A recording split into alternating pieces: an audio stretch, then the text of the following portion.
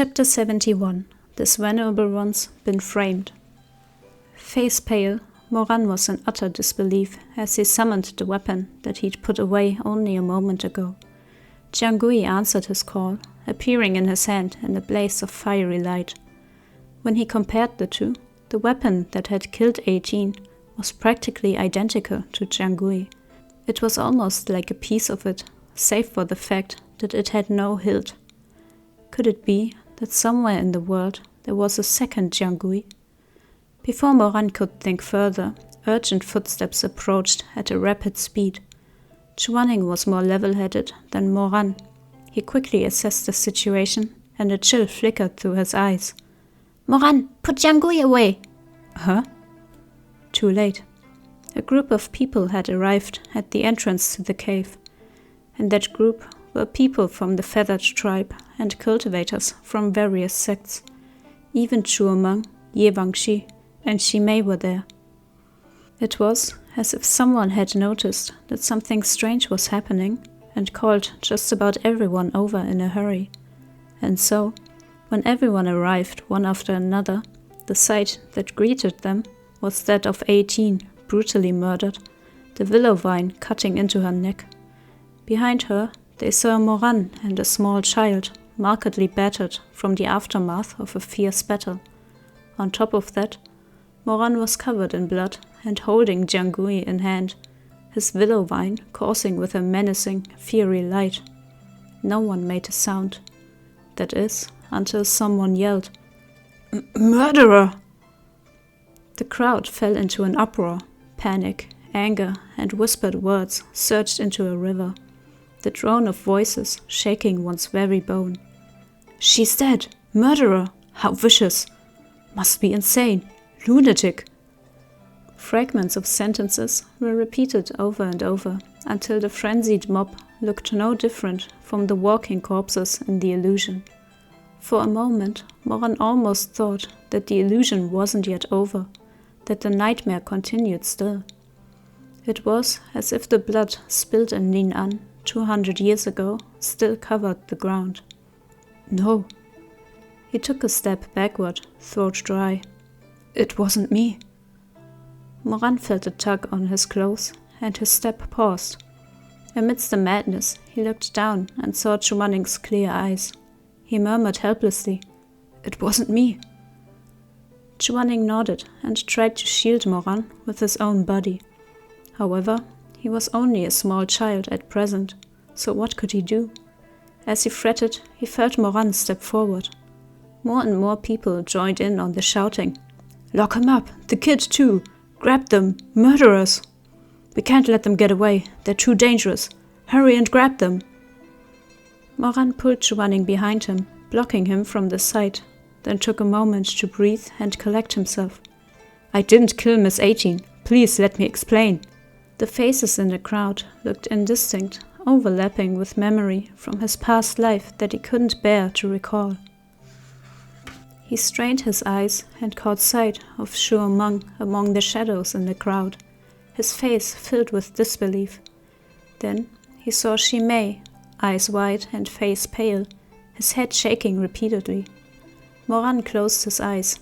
"I didn't kill her," he said in a low voice. "But I don't plan to run away either. At least hear me out before you lock me up." Even so, no one wanted to listen to him. Anger and anxiety spread through the crowd. "You've been caught red-handed!" A high-pitched voice cried out. "What is there to say?" "That's right. Just toss them in the prison cave first. If it turns out they didn't do it, we can let them out then." "Lock them up! Lock them up!" Chuomeng snapped out of his shocked state. He stepped out from the crowd and stood in front of those angry, twisted faces with his back to Moran and raised his voice. "Everyone, please settle down. I have something to say." "Who the hell are you? Why would we listen to you? Wait, isn't that the little phoenix?" "Little phoenix? You mean the darling of the heavens? That Chuomeng guy?" "That's him." Chuomeng's expression was terrible, nearly colorless. He took a deep breath and said slowly, "Everyone, please listen. These two are disciples of Xisheng Peak, and I can vouch for them. Under no circumstances would they do something like murder an innocent person. So please, calm down and let them explain." A moment of silence, then someone yelled, "Why should we believe you? So what if they're Xi Peak disciples? That doesn't mean you know their true nature." Exactly. There's no knowing what someone's really like, even if you're from the same sect. Shuomeng's expression grew darker still, his lips pressed in a thin line as his hands clenched into fists. Behind Shuomeng, Moran stood with Wanning in tow. Truth be told, he was surprised that Shuomeng had come out in their defense. He hadn't exactly been close with his cousin in his past life, or rather, they had hardly been able to stand each other. Later, when he'd become the emperor of the mortal realm and burned, killed and plundered as he liked, they had naturally ended up on opposite sides of the battlefield. Moran had never expected that Shuomeng would stand with his back to him, facing the horde and all their pointing fingers. Warmth flooded his heart. "Shuomeng, you believe me?" "Ugh, yeah, right, you damn mutt." Shuomeng's face turned slightly toward him as he huffed. "Look at this mess you've gotten into. Aren't you the older one? Why do I have to clean up after you?" Moran had no reply. After he was done cussing out Moran, Shuomeng whipped back around and started yelling at the crowd in an even fiercer tone. "What do you mean? How could I not know them? One of them is my shidi, and the other is my cousin. Who knows them better, me or you lot?" "Shuomeng, would it kill you guys to listen to a bit of explanation? With all these people here, it's not like they're gonna grow wings and fly off if you give them a couple of minutes." At this time, Shimei also stepped forward, but his mannerisms were far too soft to be imposing, and there was fear in his voice as he said, "Everyone, I can also vouch for them. They absolutely wouldn't have hurt Miss 18, so please hear them out. Thank you." Ye Wangxi stepped forward as well. Although he didn't vouch for them, he was much steadier than the rest of the agitated crowd. "Even if it's for a temporary detainment, they deserve a chance to explain and defend themselves. Otherwise, we might let the real killer off the hook. What if that person is among us as we speak? What then?" At his words, the people in the crowd immediately started looking at one another with alarm in their eyes. "Fine, we'll hear you out first. We're still going to look you up. Can't be too cautious after all. Guilty until proven innocent." Moran let out a breath and lay out thankful hands before his forehead. Then, after a moment, he actually smiled. "I never imagined that when I was surrounded on all sides, anyone would still be willing to believe in me. Okay. Even if I get locked up just for you three, I won't be mad about it." Moran simply and briefly went over what had happened, from the manifestation of the illusion and the events that had transpired within it, to finding 18 murdered upon exit. Unfortunately, once the domain of Fiend's scenario was overcome, a brand new illusion was created for the next person to enter, so there was no way to validate Moran's claims. It did seem like a stretch for him to have come up with such an elaborate story in mere moments, if he was making it up.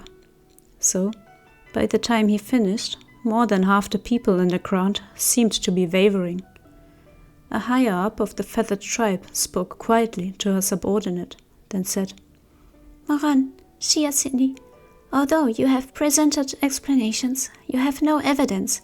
For the safety of Peach Blossom Springs, we must detain you until the matter has been resolved. Moran smiled helplessly. All right. I figured it'd be like that. I won't complain too much as long as you feed me. Of course we shall do so. She paused. Henceforth, everyone, please be on your guard to prevent any further accidents. Anyone who did not arrive here with due swiftness will be questioned one by one to eliminate suspicions.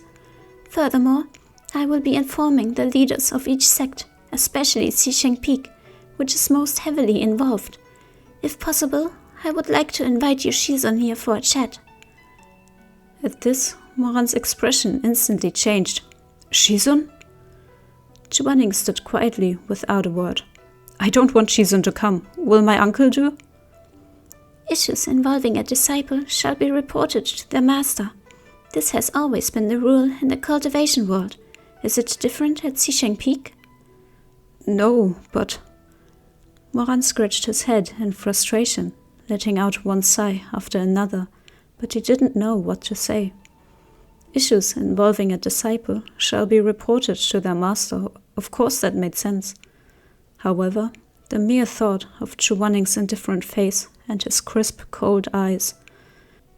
It made Moran certain that if his shizun were to come, he would doubtless give Moran a dressing down first and foremost, regardless of who was in the right and who was in the wrong. Moran would prefer not to see him at all. In the end, no matter what he said, there was nothing he could do. Both he and his little Shidi got locked up. The prison at Peach Blossom Springs was a cave, not very big, but also not too small, and its entrance was covered by ancient brambles that only obeyed the commands of the feathered tribe. The interior never saw the light of day, but thankfully there was a fire pit with enchanted flames that burned continuously. The furnishings inside were simple: a wide, plain bed of stone padded with gold-red cushions made of woven feathers, a stone table, and 4 stone stools, 1 copper mirror, and a couple sets of bowls and cups. Moran and Wanning were imprisoned there together. Although judgment had yet to be passed, the one in charge of them seemed to have been close with 18. As 18 had lost her life for no apparent reason, the feathered tribe's guard took it out on them by making their lives more difficult. On the first night, the guard deigned to deliver some food. It wasn't great or much, but there was enough to eat. However, by the second day, she brought only some raw meat, vegetables, rice, flour, and salt, which she tossed casually into the cave, along with a few words about not having the time to take care of their meals and how they should sort it out themselves. "Fine, we will sort it out ourselves then. It's just cooking. What's so hard about it?" Moran muttered huffily where he was crouched on the ground, picking out the usable ingredients. "What does Shidi want to eat?" "Whatever." Moran sighed. There's no dish more difficult to cook than the one called whatever. Let's see here. We have pork belly, napa cabbage. This bird sure is stingy. It's only the outer layers of the cabbage. There's quite a bit of rice and flour, but I'm not sure how many days this is supposed to last us. He muttered while counting the ingredients, then looked up at Wanning. "Do you want rice or noodles?" Wanning was resting on the bed, tummy down. He thought about it, then said, "Noodles." A pause, then he added, "Soup noodles with spare ribs." "Where am I gonna get spare ribs?" "Then whatever's fine." Moran sat cross-legged on the ground, one hand on his knee, cheek squished against the other, and thought for a bit. "There aren't many ingredients here. How about noodles with minced meat?" "Noodles with minced meat?" "Would you like that?" "Sure. Is it spicy?" Moran grinned. There isn't even a shadow of pepper in what that bird gave us. With dinner decided, Moran set about kneading dough. Wanning was short and not that strong, so he didn't bother trying to make a pretense of helping. He watched Moran knead the soft white ball from where he lay in bed, his gaze growing softer. Wanning suddenly felt that this wasn't so bad. Moran didn't know who he was, so he could stay by his side, and when Moran cooked, he bothered to ask what Wanning wanted to eat. It really wasn't bad. He even felt a little uneasy, as if he had been given too much, as if he had stolen it all from a child named Shia Seni. Moran finished cooking the noodles and placed the stir-fried minced meat on top. They had pitifully few seasonings, so he couldn't make anything fancy, but the noodles were pulled to a chewy consistency with just the right softness. He had also cut off the fatty part of the pork and used it to fry the meat. The meat sizzled as it was poured over the noodles, and it would no doubt be delicious once mixed in. Shidi, dinners. Moran looked up to find Wanning had fallen asleep, still lying tummy down, face turned to the side, with his head pillowed on his arms. His long lashes rested against his cheeks, his expression peaceful. Ready. Moran finished at a mumble, then walked over to the bed and stroked Wanning's smooth, inky hair. When I see you like this, you really do look like Shizun. I wonder what relationship you have with Shizun and the Chu family of Lin-An. Also, exactly who is after us? Moran sighed. Wonder what Shizun's up to right now. If he knew what had happened here, would he blame me again, regardless of everything else? The color in Moran's eyes darkened a little as he played with a strand of Wanning's hair around his fingers. He sighed again, faintly. You don't know him, but any time anything happens, he always gives me hell. He really doesn't like me at all. However, Wanning was asleep, and these words scattered weightlessly into the silence of the night without an answer, just like the misunderstandings that had coiled around them for decades and decades and across 2 lifetimes. Moran waited for the noodles to cool down a bit before waking Wanning. Shidi, dinner's ready. Wanning covered a yawn and blinked blearily. Oh, dinner. Moran carried the noodles over. He liked to cook, but he hated doing the dishes. So purely for the sake of having one less dish to wash, he had dumped the noodles directly into the pot in which he'd fried the meat. Wanning was flabbergasted by this unorthodox and uncultured way of eating, his eyes wide as he stared disbelievingly at the big pot of noodles. How are we supposed to eat this? Together, of course. Moran handed him a pair of chopsticks and was already putting his hands together with a grin. The race to see who can scoop out more noodles is about to begin. Who's gonna get to eat more? We're about to find out. Wanning had no words. Moran laughed gleefully, his eyes smiling. Wanning stared at him for a moment before saying, It's almost like as long as you have food, you're very... Very happy, right? Mm-hmm. Food is the most important thing after all. Moran cheekily scooped up a big clump of noodles for himself, slurping it all up until his cheeks puffed out. It doesn't look great, but it's pretty tasty. Wanning's expression was dark as he stared for a long moment before he eventually said, Don't slurp while you eat. Moran laughed, slapping his leg. How is a little kid like you so much like my Shizun? He also tells me not to slurp, but you know what? Once, when I was eating with him, I purposefully threw a bone in his bowl, and he got so mad. Wanning ground his teeth. Impudent. Yeah. That was exactly his reaction. How did you know? Even the delivery was just like his. Hey, Shidi, seriously. I think you two might be distant relatives. Why don't you ask Shizun about it when he gets here? Oi, wait, not the egg. The egg's mine.